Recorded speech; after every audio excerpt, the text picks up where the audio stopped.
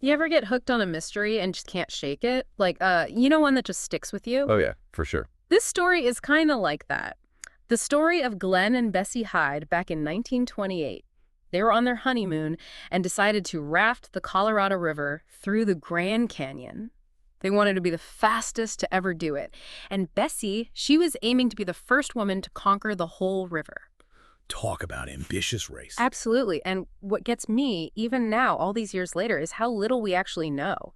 Like, we only have half the pieces of the puzzle. And not just any puzzle either. No. We're talking about the Grand Canyon, the scale of it, the sheer power of that river. It's like it's holding onto its secrets for dear life. Right. Exactly. So weeks later, their raft turns up. And get this, it's fully stocked. Supplies, food, even their life jackets are untouched. It's as if they just stepped off for a picnic and vanished into thin air. And that's where things get really strange. If they drowned, which is what a lot of people think, wouldn't we expect to see more chaos? Supplies scattered, maybe the raft all busted up, Oh. especially with those rapids. Okay, hold on a sec. Not everyone's a river expert here. Can you give us an idea just how dangerous those rapids really were? Oh, yeah, absolutely. We're not talking about some lazy river here. The Colorado River through the Grand Canyon, it's a beast. Rapids are ranked by class from 1 to 6, 6 being basically impossible to run. Glen and Bessie. They were tackling some of the most treacherous stretches out there, Class 4, even Class 5 rapids.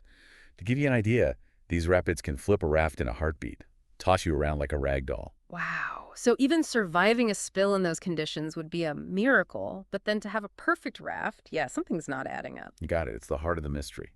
More questions than answers. Yeah. And it makes you wonder just who were these people who took on the river? What were they like? Yeah, let's get to know Glenn and Bessie. Who were they before they became this, this ghost story whispered around campfires? So Glenn, he was 29, a real outdoorsman.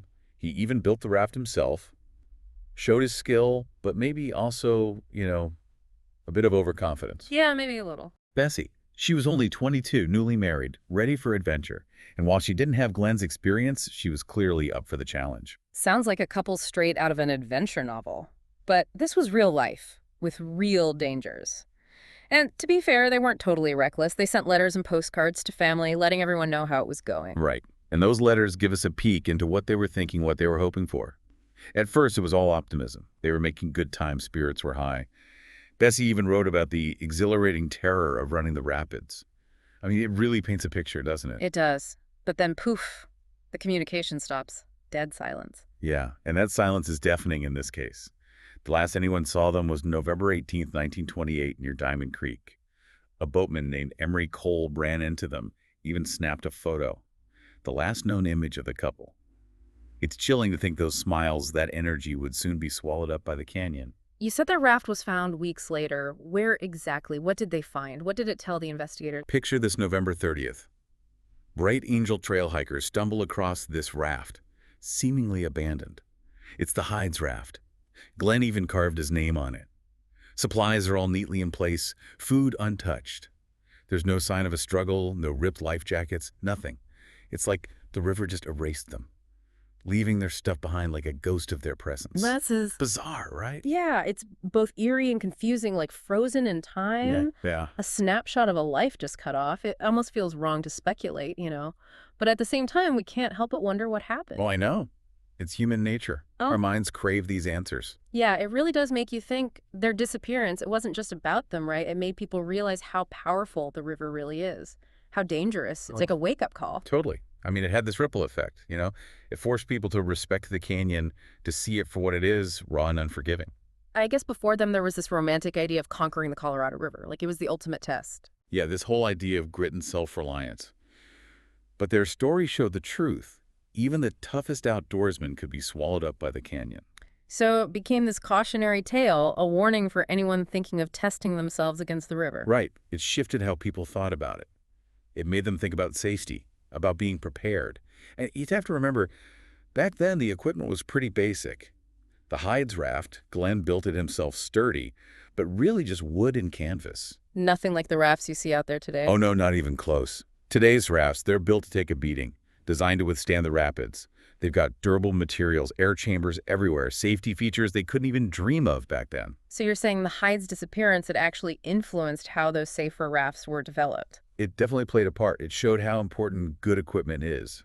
Their story, along with other incidents, it highlighted the need for better gear, more reliable gear. It wasn't just about being brave, it was about having the right tools. And those tools weren't just the rafts, were they? No way. Life jackets, for instance.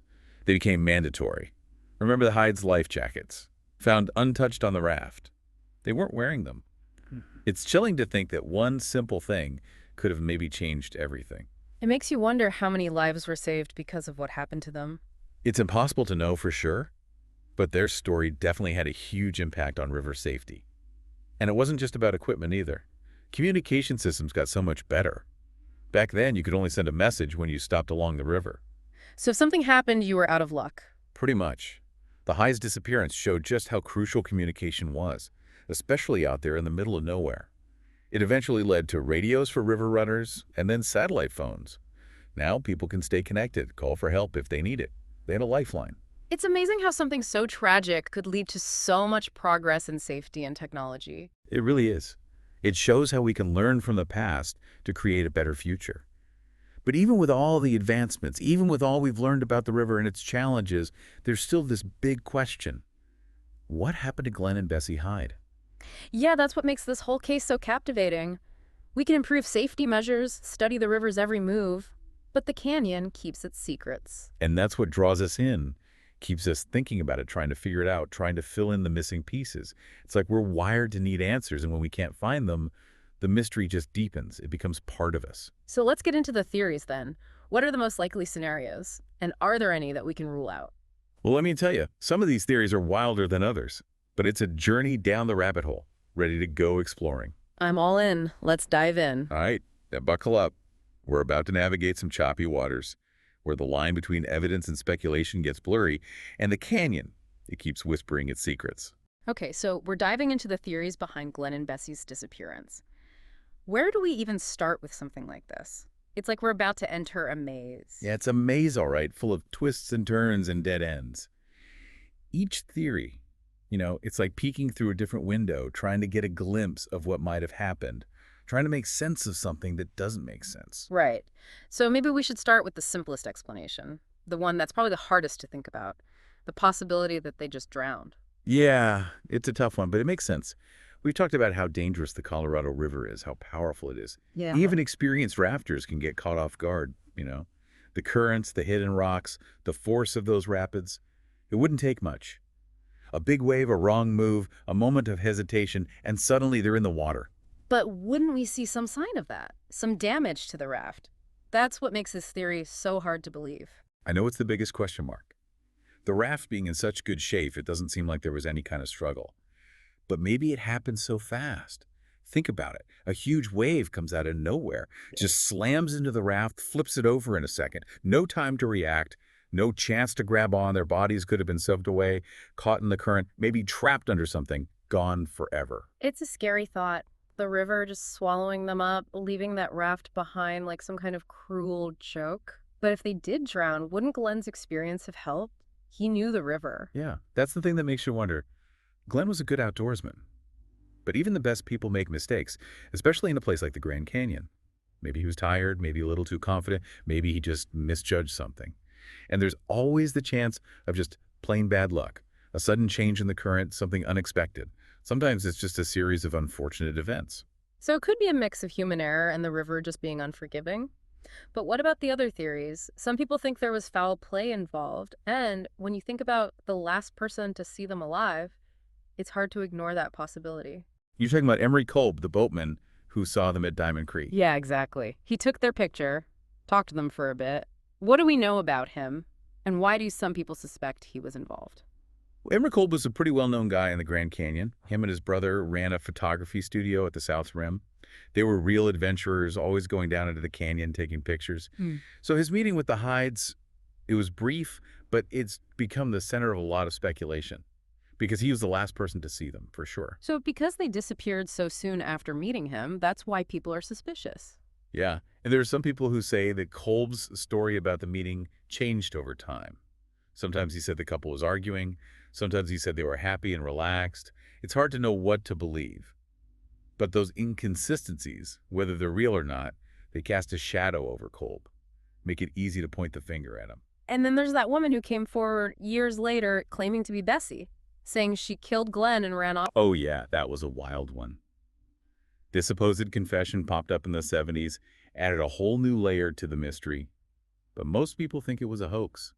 Someone trying to get attention using the Hydes story. So we've got a last sighting, some conflicting stories, and a confession that's probably fake.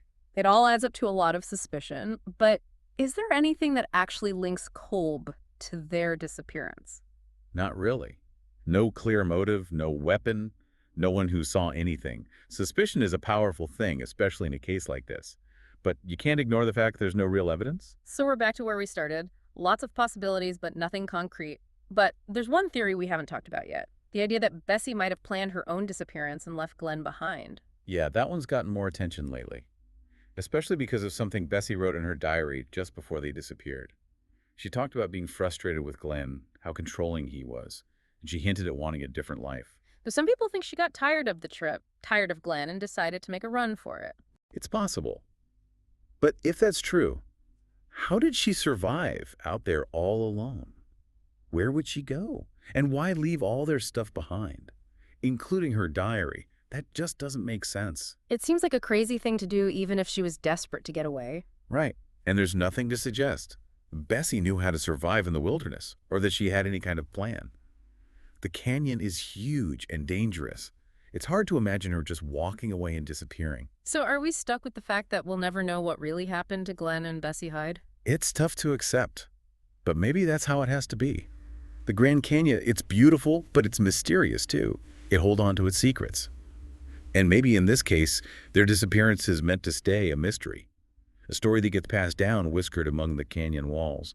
A reminder that life is fragile and there are things we'll never understand. That's a haunting thought, but there's something beautiful about it too. It's like their story becomes part of the canyon itself. You feel their presence in the wind, the sound of the rapids, the silence of the wilderness. Exactly, they become part of the landscape. Their mystery is as big as the Grand Canyon itself. And their story, it makes us want to explore, to ask questions, to keep searching for answers, even when we know we might never find them. Well said. And that brings us to the end of our deep dive. We've explored the heart of this mystery, looked at all the angles, and wrestled with the questions that have no answers. But their story doesn't end here. It leaves on in the whispers of the canyon, the echoes of their laughter, and the power of the unknown.